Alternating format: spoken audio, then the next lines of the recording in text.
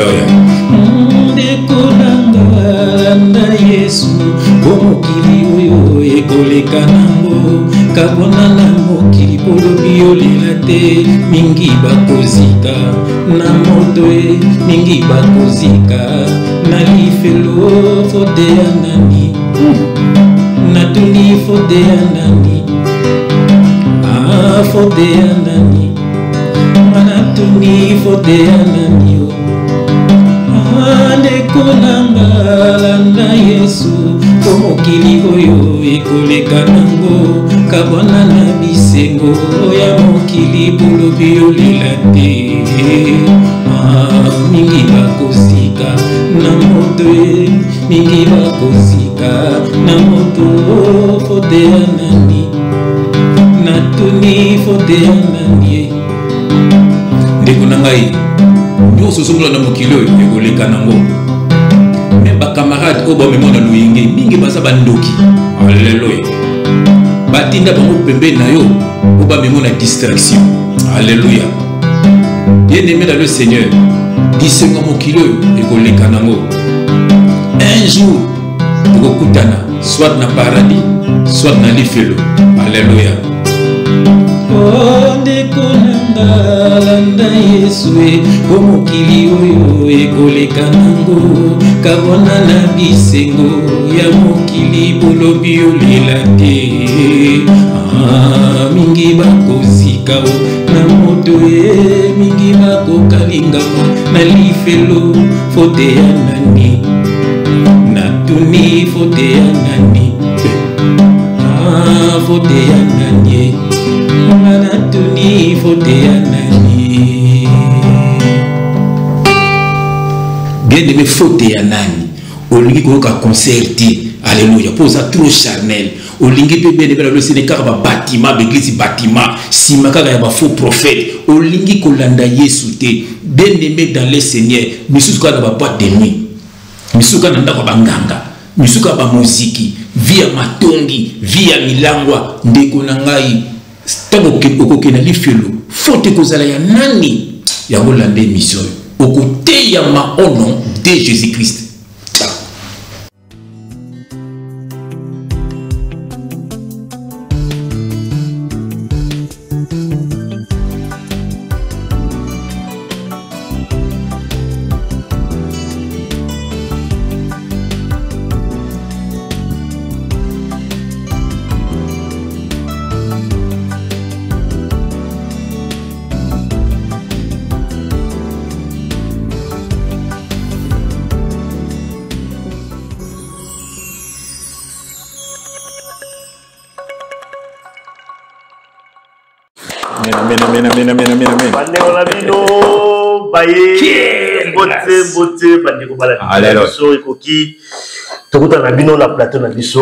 Je crois que comme tout le bail la fois passée, tu commis officiellement les deux plateaux, soit ici, soit le plateau, je ne sais pas, Lionel. De temps en temps, tu es tout ça là, mais voilà, donc ton micro change un peu de décor. Voilà, c'est ça pour la conséquence Sabino également. Parce que bon, tout le monde demande à tout plusieurs fois, mais voilà, il fallait tout peu changer, alors tu changes un peu mon cadre. Voilà, qu'on s'est plaisamment mis sur le bateau, bonjour mon frère. Que te bénisse, frère. Amen. Ensemble tout le temps, encore une fois, frère Jeff Boyebi, émission. Nanze Bonango, chaque émission, Bonango, Fotianani, frère, Zemo Kitoko, Rumba, Rumba, c'est Rumba 7, la Rumba Sainte, la Rumba Sainte. Voilà, donc, à voilà, donc, Rumba, mais c'est quoi autant Betty Rumba, on s'est inspiré dans les parce que tout sur le peuple la légende, parce qu'on a évité tant de Betty style, dans la carrière style. C'est un style, c'est le style, pardon, c'est un style qui ça vient de notre pays, le Congo. Rumba, on s'inspire au Congo. On s'inspire dans l'année. Dans mon tout est deuxième musique à Congo. Deuxième Rumba. Il y a Rumba, il y a héritage à Congo. Mais au moment où on a inspiré, on a embêté à Rumba. Enfin, c'est quoi plus rien. Quand j'étais dans le monde. Parce que vous êtes mais si, mais il y a un peu de Rumba, il sent, c'est un bon job. D'accord, les styles, les rythmes. Tant que vous avez un mokili, voilà, tant que vous avez un mokili, surtout s'inspirer dans rumba, dans grand calais, dans papa Franco, papa Luambo. Voilà, mais moi j'étais beaucoup plus Gina, voilà, moi j'étais beaucoup plus Gina. Et puis, Neokoma Kofi, parce que Kofi c'est Gina. C'est Gina. Voilà, Kofi c'est Gina, Luciana de Mingongo c'est Gina. Donc, bateau on s'inspire na bango. Donc Gina, Gina et Fongé. Donc on a bateau tout balandai, Eminea, Eminea, Kofi, Luciana de Mingongo. Voilà, bateau balandai. Voilà, c'est le côté spectacle na le passé, hein, côté spectacle dans Zalaga, il y a les déquis. Voilà, podium, showman. Voilà, nous t'inspirons, papa Nangaï, Lita Bembo, papa Namimi, il y a l'idée qui est grâce. Mais ce qu'on a bon Zambé, nous sommes inspirés par le Saint-Esprit. Mon temps, tu vas dire, moi, Pessin Zembo, Bekunanga, Yesu, Omokili, Oyo, Ekole Kanango, Bisengo ya Mokili, Ekotikala, Tobini, Bisengo Mokili, Ekotikala, Kabona na Yango. Voilà, Kabona.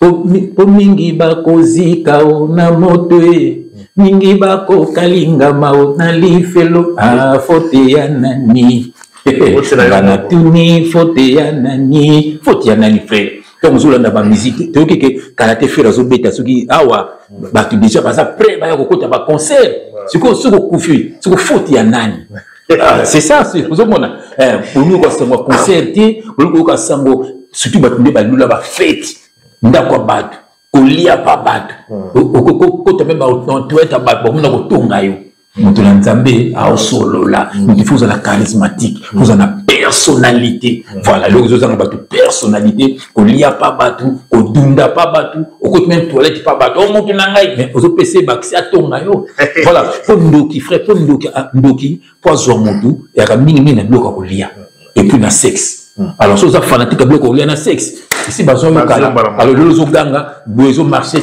bozo bloqué faute ya nani frère faute ya nani voilà donc Nzembo Oyo comme ils ont toujours d'habitude nous balance toujours dans Nzembo pour annoncer émission la biso ya lelo émission la biso lelo trois termes rapidement na repesa ngo awa donc thème liboso un petit café.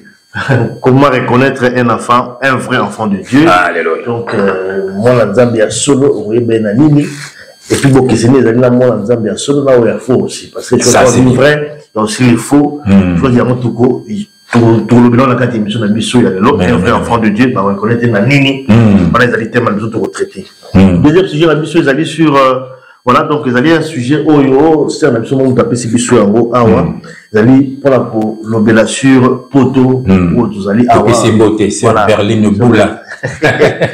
Tout la Poto, donc c'est ni les alliés entre Poto et Kala et Poto et Sika. Donc c'est les Makasi. Je crois qu'il y a un aspect, mais il y a un compte à départ également à temps pour disposer pour l'émission parce que c'est vraiment intéressant.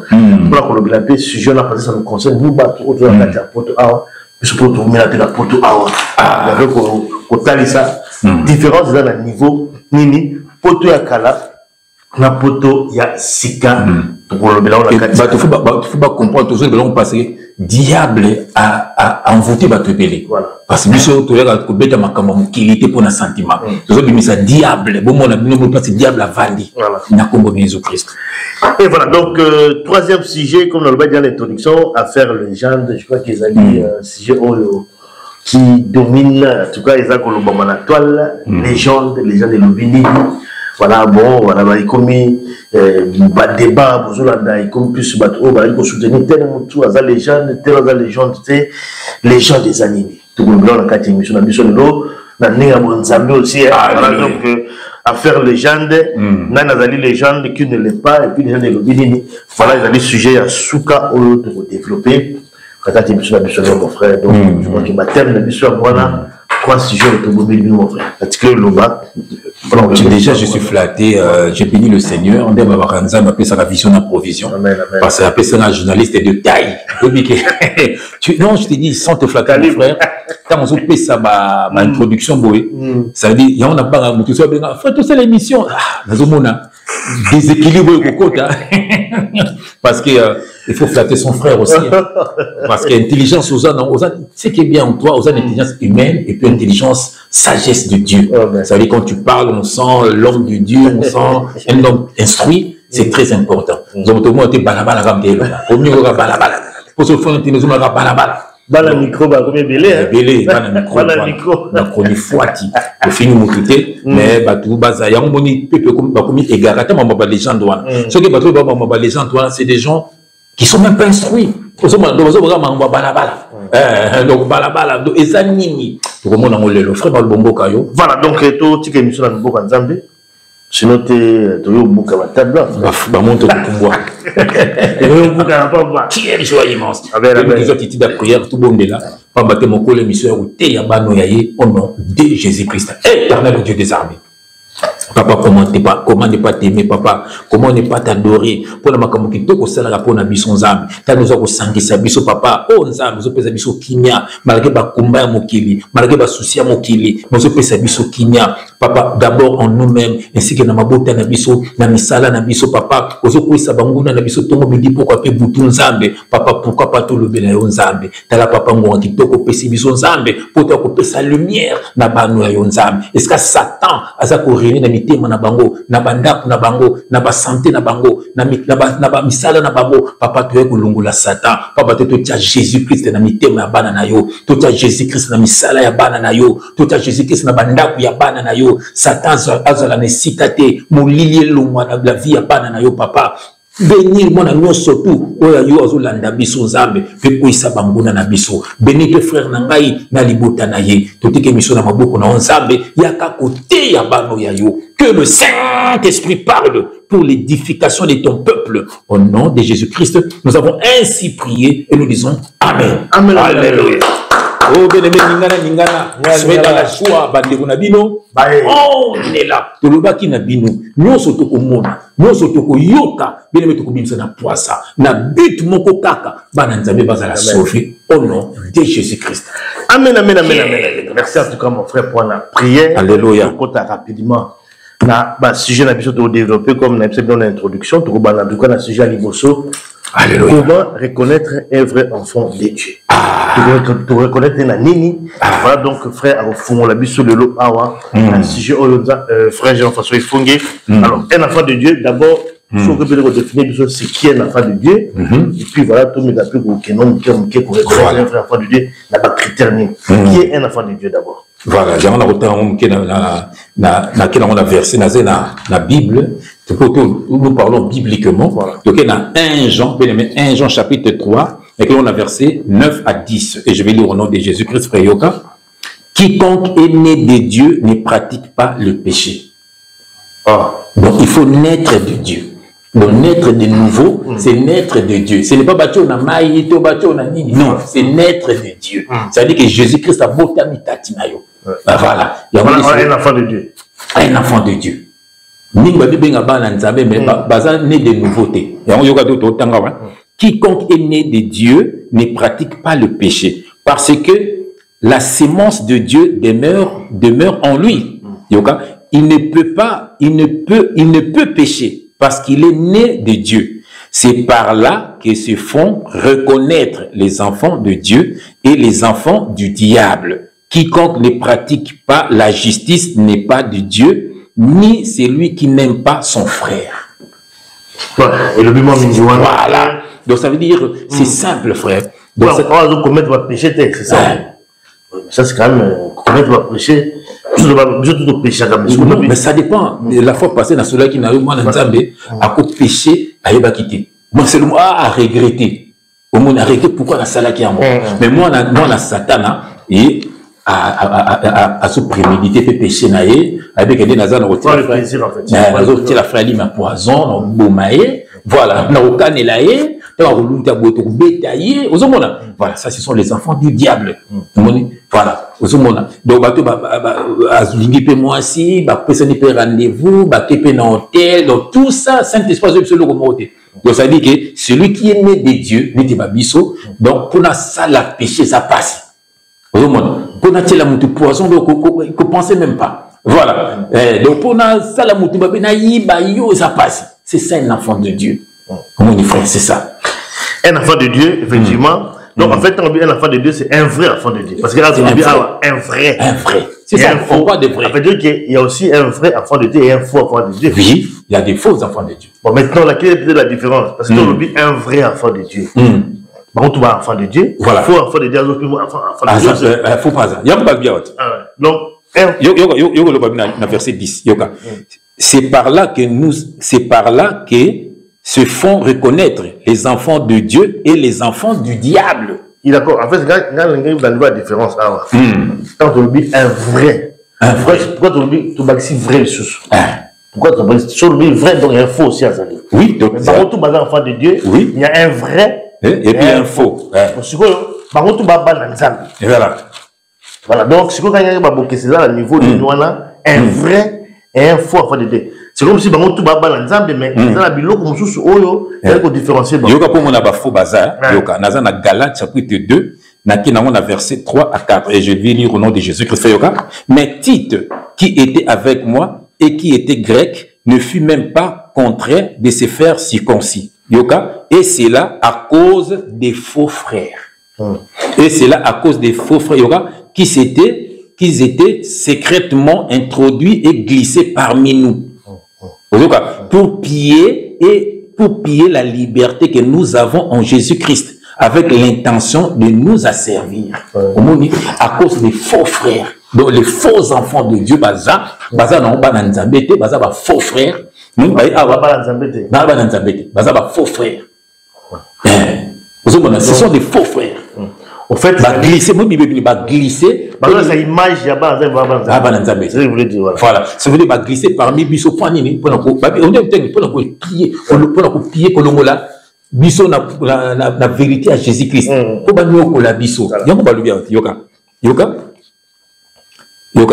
Des faux frères qui étaient secrètement introduits et glissés parmi nous pour épier la liberté que nous avons en Jésus-Christ avec l'intention de nous asservir. Quand nous sommes dans l'église bâtiment, aussi la batumbango chaque fin du mois, qu'on y la bango, qu'on dirige par ma balle na bango, ce sont des faux frères. La liberté à Christ. Nous sommes libres. Faux frères, mission il y a qu'on détruire. Foi, il y a vrais enfants de Dieu. En fait, dans l'image, il y a pas d'ensemble, mais au fond, ça dit que c'est ça la différence entre le vrai et le faux enfant de Dieu. Voilà. Comment reconnaître? Pour qu'on reconnaisse l'enfant de Dieu, on peut reconnaître premièrement, pour qu'on reconnaître un vrai enfant de Dieu, c'est-à-dire, par exemple, beaucoup calme, même à Azabouye, nanda kuna ya azana kimya na mosi na ye na bana na ye akindaka musala donc ayibaka te aza mutu na ekobo te aza na mutu na milangwa te akozwa verre na ye mais na secrètement na kwa na ye donc mona na banganda kazolangwa ozomona ozomona neti boko mona soki bato Moïse soki kasongo amelaka diamba ça c'est pas un enfant de Dieu et puis azomela devant tout le monde ozomona neti ba denilesi asala ba bêtise na devant tout le monde non bato ozoba ya zakani hypocrite non azoko sabino eza mwana nzaba ko sa bongo te donc aza ba denilesi aza converti te au monde là ta lokwa ba païen longini se débat na tioko donc c'est pas un enfant de Dieu. Un enfant de Dieu, frère, au monde, vite fait. Donc, un enfant de Dieu, dans 2 Corinthiens, dans la version Mingi, il y a 2 Corinthiens chapitre 5, voilà, 2 Corinthiens chapitre 5, verset 17, je vais lire au nom de Jésus-Christ, si quelqu'un est en Christ, voilà, si quelqu'un est en Christ, il est une nouvelle création. Les choses anciennes sont passées, voici toutes choses sont devenues nouvelles. Donc, frère-moi, tout le monde, papa, mais pas fait ça, parce que la même Bible ou comment. Donc, les choses anciennes sont passées. Donc, dénilesi, à cause de son bonté, à cause de son bonté, à cause de son linguanité. Vous avez frère, pas comme une nouvelle création. Les choses anciennes sont passées. Bah, voici, toutes les choses sont devenues nouvelles. Donc, c'est tout les Jeff Yakala. C'est le roi de Nilesi. Bah, Tchoko, bah, Nini, bah, Souki, Boga, Kolalisa, bah, Souki, bah, Blouka, bah, tout. Mais Jeff Yalelo, il est en Christ. Frère, à cause de la source, c'est ça, donc un enfant de Dieu qui n'a pas fruit. ozomona mutu moko ozomona ba fruit na ye ba fruit de l'esprit. Mais frère, mais ils ont faux mususu aussi ba voyer bazar faux ils ont facilité donc ozomona image pinda très bien. Voilà. À peine la vie de famille makamoso ozomona mais pour la détecter parfois parce que mingi ba tomba capacité bazo tomber en fait azomona azam tu malam ça va bien vrai mais avec découvrir peut-être dans sous-candé peut-être mais ça dit que des bandes de liboisement pas si parfois pour reconnaître vraiment un faux. Non frère, pour moi la Bible le Bible gardez-vous des faux prophètes. Ils viennent en vous en vêtements de brebis, mais au-dedans ce sont de lourds ravisseurs. Bible Bakissi, vous les reconnaîtrez à leurs fruits. Et là mes frères, attends moto abata mindengeni suka akomisa ba fruit ni na sumu kosuna côté na frère moko komona mominga mbala moko et c'est la bito le solo à latisco pour soutenir moi na nzam na langage offre JF obiki na sepela kanu mingi ngako na santi ninga solo ba frère vous sentez que que mutu moko penda donc nouvelle création quoi nouvelle créature de Dieu mbamona bagné likambo boye tellement ka sepela likambo wana abosani mokile côté abilanga oh vieux bina filé na comprenez bina filé agal banini ke dikabolobi donc c'est bon quoi donc bina donc maman mokili mais le mine na mone longi changer mbala moko pour ce qui na zaki chanteur na zaki chanteur na mokili na yimbaka donc no recevez sur na yimbana ça tombe bien na remongo pas frère Ange tout côté studio ah vieux bina filé mbala moko on appelle la langage ya mokili frère c'est ça mais kasumoni mais siko abom ayaki na image moko boy solo bala ndenge mbala moko afungwami so kiye vile monani abimisi so kiye omoni ke azana repentité omoni mbala moko la benga ke na ngapi sote omoni ça dit anga zo hypocrisie mais frère ça la omona kaka akobima donc so tele ba faux pasteur mona bataka ba yombo yo mwana nzambe otia yombo kwani baza besoin basuki ya pembe eza couronne nzambe apesi biso ozoma to ozombe basuki ya pembe eza couronne ozoma to ozombe ba koko frère siko yo so lingi suki ya pembe te yombe bo yombo kobebisa ba tête d'oreiller kobebisa ba drap kobebisa ba chemise na ba yombo ozomona frère mais oza mwana nzambe na nini oza charnel ozomona voilà olingi ba mono ndenge nini le plus beau moni voilà c'est ça c'est faux et vrai enfant de Dieu. Bon, c'est vrai qu'il y a un frère tout ça dans l'émission, bon, tout le monde toujours pas faux, hein. Voilà. C'est-à-dire que dans la salle en Zambie, apparemment presque tout autour de la pas grave faux. Voilà. Il n'y a pas de vrai aussi dans la Kataba en Zambie. C'est que tout va sembler là, dans la Kataba faux, comment on va peut-être là, tu vas reconnaître, tu ne peux pas la Kataba parce que tout le monde a en matière, tout le monde a en matière, mais la matière, il y a toujours se couvrir dans ma baie. So yo qui peut-être que moi ma baie non mon seul attend pas koyaka. C'est déjà ça, ça dit que mon sang n'a pas pour naïe. Lokuta. Parce que moi ça me pas koya parce que ça tenté na bien mensonge. Faut exemple mensonge. Et ça comme on a préparé déjà bango. Mais Mathieu le tunnel ça doit préparer déjà tant ça moi ça va tout que mieux moi mon bimba bando boti au tiki zomona donc moi nazo ka ndengo la ko ça bibienne zomona c'est frère donc il faut passer temps zomona mon ça n'a pas kokoya donc ato yo qui pour toi to benga na démon ko zongela biso frère démon ko zongeloté frère Luc chapitre 10 verset 19 voici je vous ai donné le pouvoir de marcher sur le serpent, sur le scorpion et sur toute la puissance de l'ennemi et rien ne pourra vous nuire. Frère, on jette la Bible ou quoi? Ngamoro frère Jeff Yeo, Zarananga, Nasambele Rabatu, démoni Nasaye Betanga, démoni Akinga Boulumbu Namosimo Romboye. Attends, le diable a peur de moi, frère. Les enfants du diable ont peur de moi. Les gibets là, les kofis ont peur de moi. C'est ça la vérité. Ils ont mon âge kofi pour la témine là, to gibé, to fali, ma kokate. Parce que bah y a na butu, bah mon puissance y a ensemble, bah fandani na bakwa na bango. Mais tel ba tumsu ba terabon ba ya kapé bango moko. Mais jamais bah y a na kombo ya JF. Parce que bah y a na butu, bah mon que asa pende asoro ya nzabe. Ozo mon frère, to mon guerre ya kofi na deniles.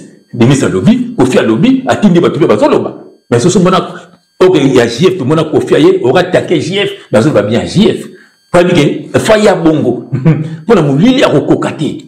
Voilà. il faut atteindre soit batu vous avez donc un vrai enfant de Dieu à quoi tête non jamais mais il faut que y a par hasard ba péché mike il y a mike frère il y a été que à bakangi na moi sina tel non frère chef frère na bengo ta frère chef ko mingali frère ni non sokoza mwana nzambe eko sokoya na ekobo c'est koza na molimo ya ekobo faut ba bimisa yango ozomona voilà mon frère nzambe prépare ka mutu pour la mission soit ozomona nzambe moza na mission te voilà ozomona neti ba biso frère chef nzambe mna abrisa ngai atamna ngana maman Françoise pendant 5 ans tout ça de l'autre côté c'était pour me briser non comprendre moi après ozomona yo za ngana za ngana ba sœur ozomona to va na biso pe baké mais kala mais attends ozomona moni voilà frère on a le verset moko voilà un enfant de Dieu un véritable enfant de Dieu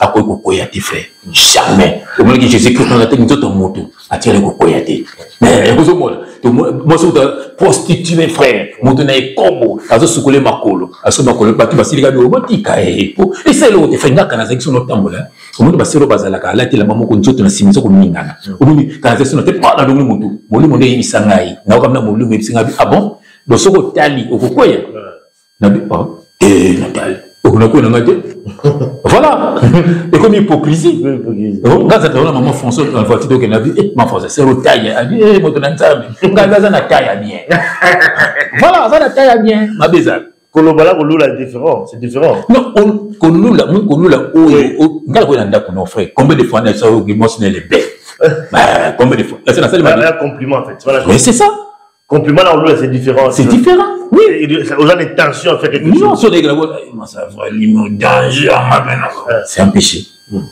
c'est un compliment c'est un compliment tu es une très belle femme voilà c'est ma belle sœur ce n'est pas frère c'est maman Brunel il a bien ombre jaune là ce n'est pas frère Tanguy j'aime beaucoup Sœur Violaine voilà j'aime beaucoup ça nous comme faisons bah écoutez la vie on a fait un petit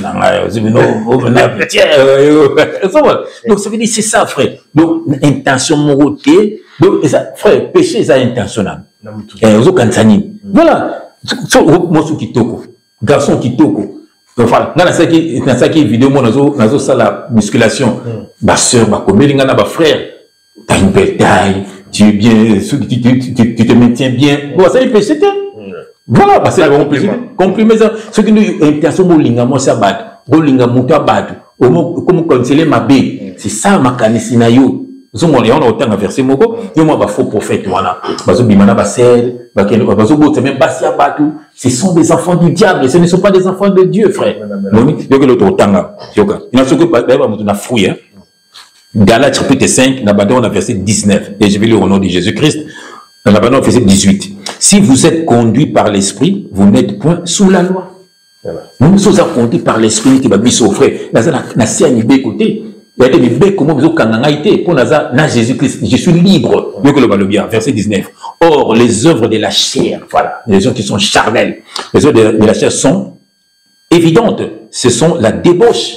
Voilà, la débauche, l'impureté, le dérèglement, l'idolâtrie, la magie, les rivalités, les querelles, les jalousies, voilà, les animosités, les disputes, les divisions, les sectes, l'envie, l'ivrognerie, voilà, les excès des tables, et les choses semblables. Je vous dis d'avance, comme je l'ai déjà dit, que ceux qui commettent de telles choses n'hériteront point le royaume de Dieu. Kende l'église bâtiment d'Engolingi, que ça va dire d'Engolingi, Sozana Makambo, pour le monde en Zambété. Yoka fait toujours continuer. Mais le fruit de l'esprit, mais ce que ça va fruit, yoka, c'est quoi bateau ban esprit n'est pas biso, mais le fruit de l'esprit, c'est l'amour. J'aime beaucoup mon frère Ali, je te fais même la mise. Salué par un saint baiser. L'amour, mon frère, bien, même JB, même Moïse Mbiye. Moi je les aime. Fallait, c'est mon petit. Attends, écoutez le petit. Attends,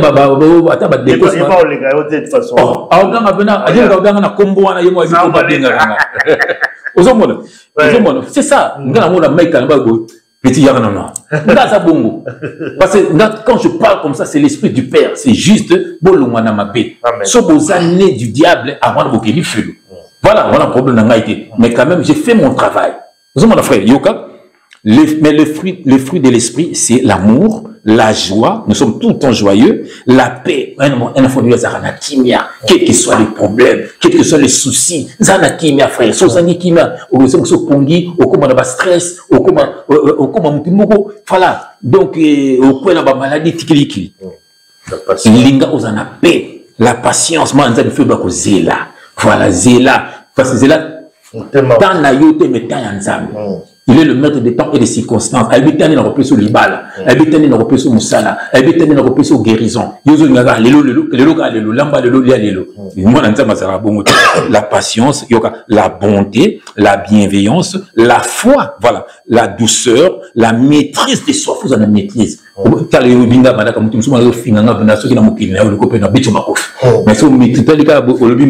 Voilà, la maîtrise de soi. La loi n'est pas contre ces choses. Ceux qui sont à Jésus-Christ ont crucifié la chair. Voilà, avec ses passions et ses désirs. Si nous vivons par l'esprit, marchons aussi selon l'esprit. Voilà. Voilà. Ça, c'est très bien. Voilà, donc, comment reconnaître un vrai enfant de Dieu. Donc, voilà. On a bataka yombote, ataka chokote, mais baso no se bele fe balinga rande Yesu, mais bazana na Yesu te. Au moins la zili ba mesh ba choko. Donc voilà. On a cinq prières, mais il faut Nzambe à visiter. Et quand Nzambe à visiter, il faut amitika à se dépouiller. Au nom de Jésus-Christ. Voilà, donc rapidement, donc il y a un deuxième sujet. Poto yakala, na poto yasika, ces années. Parce que dans le bas, frère, n'habitez, dans le bas, poto yakala, toujours c'est situé dans le temps, parce que tout le monde est situé par rapport à temps. Kala sika, différence à niveau ni la période, est-ce que Kalezali, avant 1990, bien, n'habitez, Sikezali.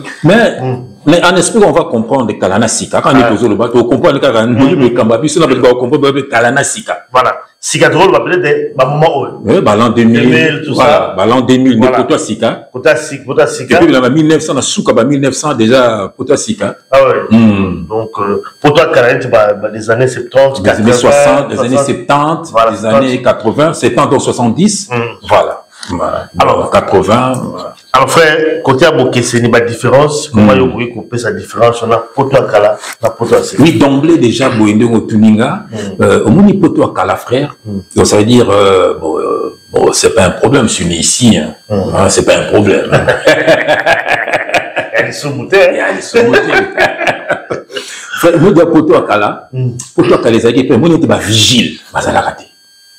On est pas vigile dans un magasin. Non, ils ont raté. Ah, ma vigile. Ma vigile. Aux hommes, ils ont raté. Même au côté d'un magasin, il est là. Ils ont raté. Aux hommes. Donc, même ma carte bancaire, ils ont raté. Ils ont raté chèque. La portable, ils ont quitté. C'est ça, frère. Parce que pour tout, ils ont quitté. Internet, ils ont brouillé. Ils ont quitté. Donc, ça veut dire qu'au fond, le compte, ils ont retenu le carnet de chèque, frère, na boîte aux lettres. Ok, maintenant la boîte aux lettres au fongoli. Donc ça dit, pour toi, kala yangoana. On a la course non à chèque. On a la mbongo non à poche. Mais pour toi, kala yangoana. Donc ça dit, pour toi, sita. Au moins que tellement que envoûtement est côté, diable à côté. Et puis nous les Africains, nous les Africains, fait to mini bablo kwana. Biso to moni bato bandi ko yiba na magasin to viva bango. Mo ko yiba na magasin.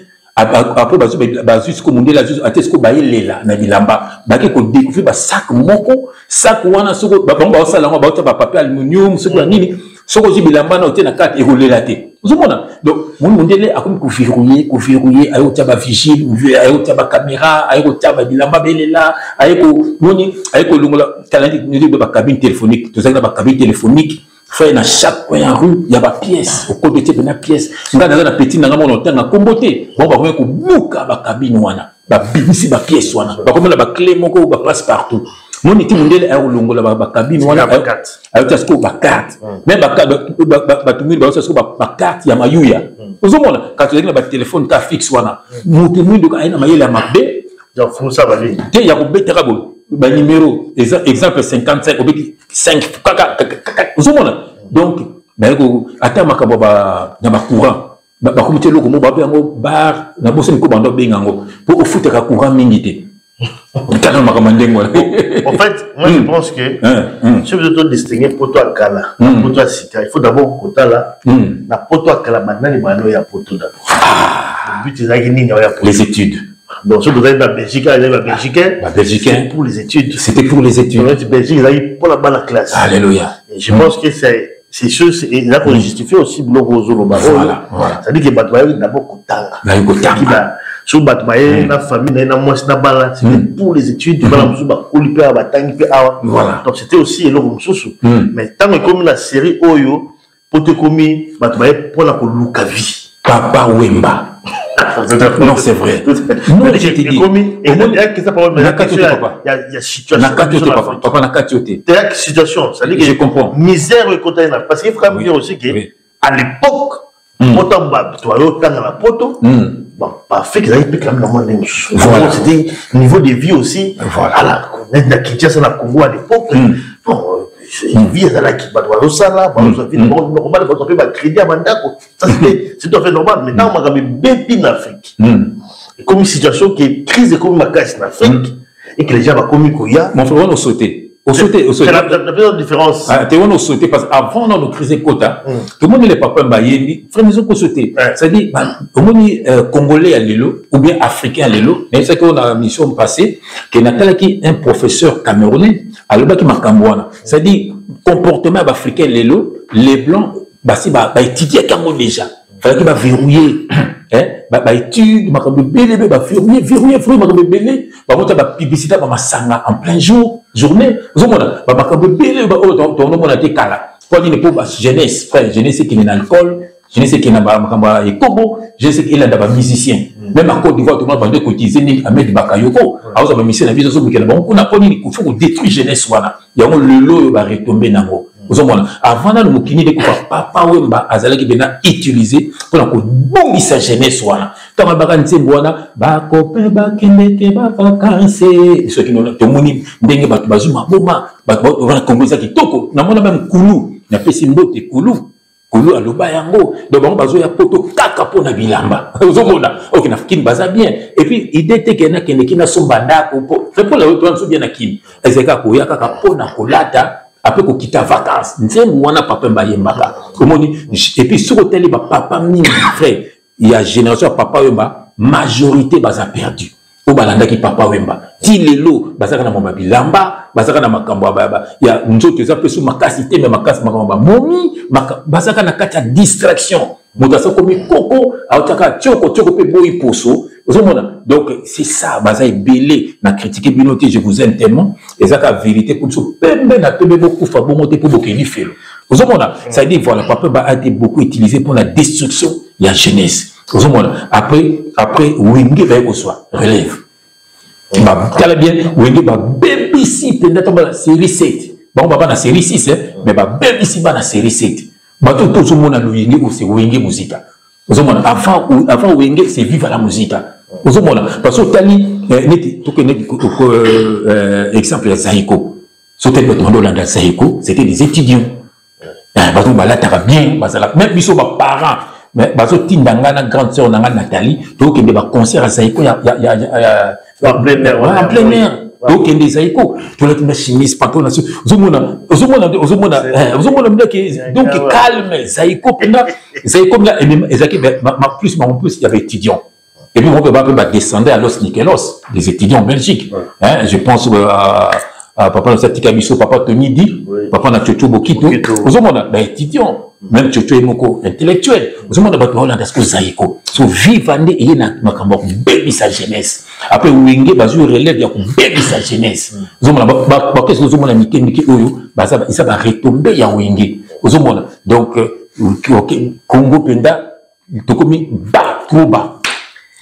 Poto ya Kala, poto ya Sika, effectivement, je crois que il y a comme mingi, comme dans le ma musique, on va faire goût le côté. Faire goût. Donc d'abord, il fallait que mingi tango ya comment il y a violence seulement la Congo, pillage seulement la Banante, tant même la Congo, le Bamimaki, l'avion, ça a commencé par là, et puis on va misser pour un conseil belé à Basoya pendant la bateau. C'était vraiment des gens, voilà, Ngoulou à faire Ngoulou, et qu'on tourne sa poteau, et qu'on pourrit quand même la situation à poteau. Voilà. Le poteau commis, n'est commis. Voilà, donc, voilà, ça dit qu'il esprit n'a pas pendant donc. Voilà, deux fois tonga, il faut ça, maman bébé. Voilà. Ah, comme ça, bon. Ça dépend de la hypothèse, de la hypothèse, dans le poteau. Ah, c'est la hypothèse pour le vide. Voilà. C'est la hypothèse pour la classe. Mais on voit le comportement, frère. On voit le comportement. Attends, l'obité.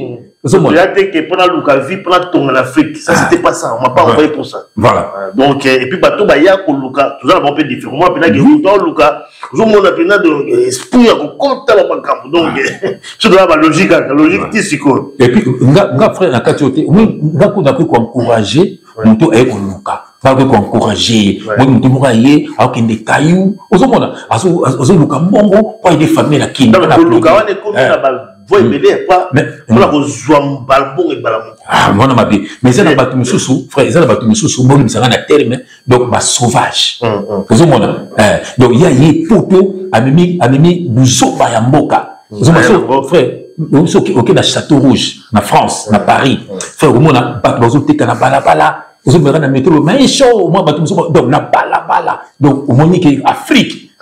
Oui, après à Bruxelles, au côté même na XL, m'a tombé, changé. Donc, je sentis que, ok, na Londres, na Tottenham, fait ma cambo changer. Nous avons que Mboka, mon BBC, en Votoma et Koti, mon mimi bandoki, na bino bandoki, pe bayawa, bandoki baye, hôtel, on a motobi, yo, on a ce soir qui peut avion, peut aviso, yawa. Nous avons, dès le second atelier, tout le monde a les réseaux sociaux, le bac qui est dans Nganga Moko, en deux même na photo. Nganga wana ayoka matangomba na butu vers minuit bon mata yazo sa mamo bo sutuki boza suna ngomba te bokomi na poto bato ya poto bongo baza ko muta bongo au sa mama be na poto au sa makambo ya mabe la poto be ya sujet o za makasi donc pouvant encore aller plus loin mais tu vois que l'État aussi ne permet pas trop de développer na suka donc poto et baby poto baby pour la personne qui bien poto ici baby et sur la tina pour tout valait que tu apportes ces débats là-haut. Je pense que la kin baba que je peux avoir la politique. C'est tout de suite. Il faut que la TikTok, bana koto, tu vas au finga ko les bana kin. Voilà. Mon frère.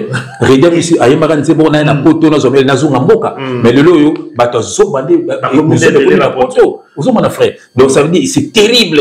Ko finga na outrance, makama mabé. Donc na poto a tinanine. C'est ça, c'est terrible. On va revenir sur ce sujet parce que Tenza permet de tout développer. Parce que là, quand tu côté là où il est, on y a c'est mon agibita là. Est-ce qu'on a besoin de poto? Tel héritier pas tu vois. Moi na poto, puis na comment on héritier. Moi na poto. Et puis na pas na ba botania, ba na ba parents na bango. Vous avez ba parents. Vous avez héritier petit Fali. Petit Fali, petit Fali. Seulement là c'est bien, ce qui est bien. Hôtel Abatu bazo landa batu wana mwana JF fonga zati. Voilà, JF fonga zati. Batu moko instruit. Il faut qu'on instruit bana na bino. Yo non papa fanatique à wera, moi non toi fanatique héritier. Ah voilà, quoi que pas wera te papa comme ça na wera. Vous mona. Donc c'est terrible. Maman ko to lobate, abimana biso mabe, so bana yo boti, ba ko sisa ba théâtre. Bino moko si bana na bino. Voilà, c'est terrible. Rapidement, frère, troisième sujet, tout ça, on peut dans 5 minutes, parce que les temps, je peux dire, mon frère, comment on s'y gâtait. Ils allaient sujet à Souka sur affaire légende. Le débat de ça, les mêlés par rapport à la légende. Comment on comprend ces termes-là? Donc, tu sais qu'il a expliqué d'abord, une compréhension dans la légende. Parce qu'il faut aussi qu'on contribue, voilà, en tant qu'enfant de Dieu. Voilà, au global, par rapport à ça. Au monde de l'eau, si préparer qui va congolais, va aboutir biso. Il y a un moment où les réseaux sociaux, ce sont des gens qui n'ont pas étudié. On doit ça, débat, bêtise, voilà, aux frères. Donc c'est terrible. Nous m'avons beaucoup à l'obéler à côté. Kufena kobeta, alia kobeta, biloko la ngwana. Légende, bando ka monter, mais beaucoup na dictionnaire, batanga répéter frère. Légende. Pourquoi jamais kobenga Fali légende parce qu'il vit encore. Yo t'as comment mon frère? Tu n'as pas encore ça pour pas couper ngwana. Pourquoi kobenga jamais Kofi légende parce qu'il vit encore. Au monde oh les gens vivants. Yo les écrits au Bible, Jésus-Christ on baba et ça c'est un livre légendaire parce que ba kuma ngokala Comment vous avez sauté et Tikalati Lelo et comment légende. C'est ça légende. Au monde de Michael Jackson, Asa légende. Il n'est plus, les gens parlent de lui, c'est ça, Jésus-Christ. En parlant de Jésus charnel, pas esprit. Parce que Jésus esprit, il est toujours en nous. Mais charnel, il était venu à Kelakala, comme on est Taramaka. C'est ça légende. Kofi, t'as rotika Mokili, a rotika la légende. Parce que les gens parleront de Kofi. Les gens écouteront les chansons de Kofi et Tikali légende. Et d'abord aussi par rapport à ça, voilà, c'est ça. Au Tiki, pour faire la dictionnaire, il y a une définition de légende. JF Ifongue, au coup, jamais qu'on a une légende. Parce que le jour que JF Ifongue ne sera plus, ah, vous avez la vidéo à JF. Vous avez la vidéo, vous avez la JF. C'est ça, JF a Tikali légende. Parce que Moutou a ça les lots, mais nous internet pas ça les gens. Alim, il est là. Parce que Robin Alim, les gens n'a pas rapport à quoi. Mouni, Claude François, ça va légende. Ça n'a pas de qui les lots, comme dit Claude François. Avant que mon appelle comme il y a Claude François. Mon dit, papa monsieur l'homme maquillade, ça va légende. Tika histoire. Papa monsieur taboulé, ça va légende. Comédien le coup là-bas éballé mondial, ça va légende. Robenga ça y est légende parce qu'il est là. Vous avez pas Mounoueri, Tika histoire. C'est ça légende. Ça veut dire que il y a d'abord un parcours et puis Tika histoire. Mais ce que vous avez dit, Tika histoire, vous avez légendité. Nous avons des musiciens qui peuvent Tika et l'autre, ça va légendité. Voilà. Donc ça veut dire Fali Poupa, qui est mon petit frère que j'aime beaucoup. Si un jour il n'est plus, Docteur Lingato Lingate, ça déjà dans la légende. Vous avez la légende. Voilà. Donc, au fil de tout l'ingapeto lingate, soit à mon kilelo, à tika la légende. Parce que ça n'a pas parcours. Tout le monde. Mais quand vous baignez les légendité, à sa star, à sa méga star, c'est ça. Mais à sa légendité. Quand il sera plus là, à votre rebête comme un solo là. Voilà. Ça c'est contribution à frère Jean. Il faut vous s'instruire. Il faut vous tamba. Voilà, vous s'instruire, c'est ridicule. Heureusement que vous avez lingala. Monsieur peut vous lingala pour vous avez kabiso te, pas que c'est kabiso.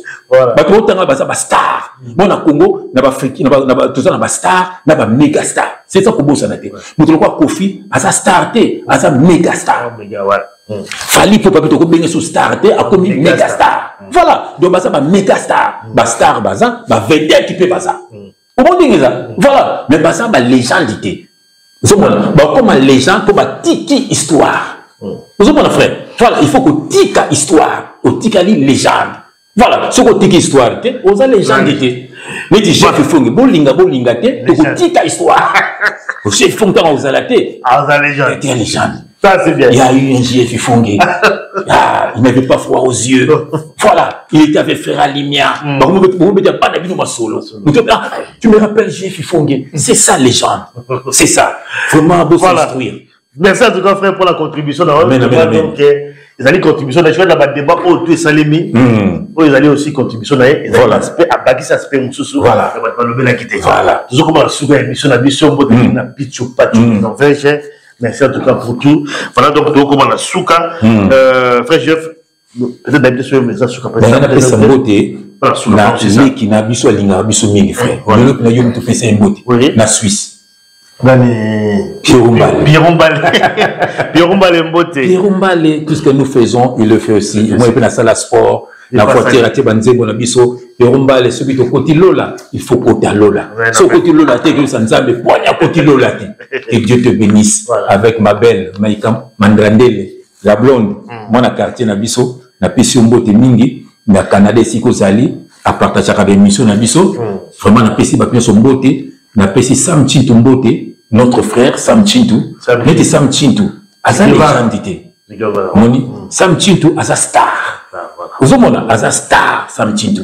Vous avez un jour, quand on vous a la tête, il faut commencer aux légendes. Il faut faire ça la part. Il faut ça la part. Voilà. Voilà. Donc, c'est ça, en fait. Il y a beaucoup de critères. Voilà. Il y a autant à verser à Souka. Alors, c'est ça. Dans Galates, chapitre 5, on a verset 26. Je lis au nom de Jésus-Christ. Ne cherchons pas une vaine gloire en nous provoquant les uns les autres. en nous portant envie les uns les autres. Voilà. Voilà. Ça veut dire que tout le cas gloire, mon qualité, que le cas soit n'a pas ma légende, ma camo pour besoin qu'on maîtrise en côté. Même Jean-Marie Kassamba qui s'est dit professeur a dévié. Après ces définitions, pourquoi Amadi Samouninga naïe? C'est ridicule. Kofi n'a pas besoin de ça. Bon, Kofi n'a pas. Kofi c'est une méga star. Après sa mort, il sera une légende. Tout l'attaque au bouilli. On dit voilà, tout le monde vérité. Vous avez alors, bon, c'est on a dit que Kofi en tant qu'un homme intelligent. Mais d'abord, la légende vivante. On dit aussi des légendes vivantes. Légendes vivantes, c'est quoi? Ça veut dire au moins qu'il Kofi n'est pas légende vivante. Non, il était. Donc, Azana Banzembu Oyo et Betakala. Soka, Tiango Bafobabina. On dit légende vivante. Lui, il est vivant. Mais ma Kambounaye, Ezoloba. Il y a Kala, mais Ezoloba. C'est légende vivante. Au monde, il y a c'est ça. Au monde, voilà, ça c'est. À Paris, au monde, il y a Wenge. Ngale ti Wenge na so vérité. Wenge tango na tono na mokili. Ngala zo lingana banze na bombo babimsa wana te. Ngai Wenge na ngai. Onga na lingaka ba fifisol. Ba mulolo.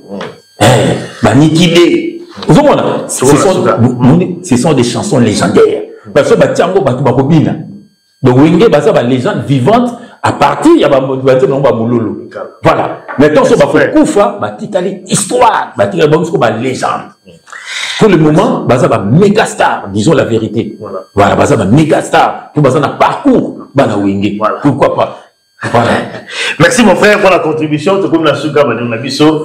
Moi, notre émission regardez parce que il faut comprendre tout comme on amen. Merci en tout cas là tout pour la émission. Merci en tout cas la fidélité. À très bientôt. Soyez richement bénis. Merci. On vous aime tellement. Ciao. Ciao. À bientôt. Bye.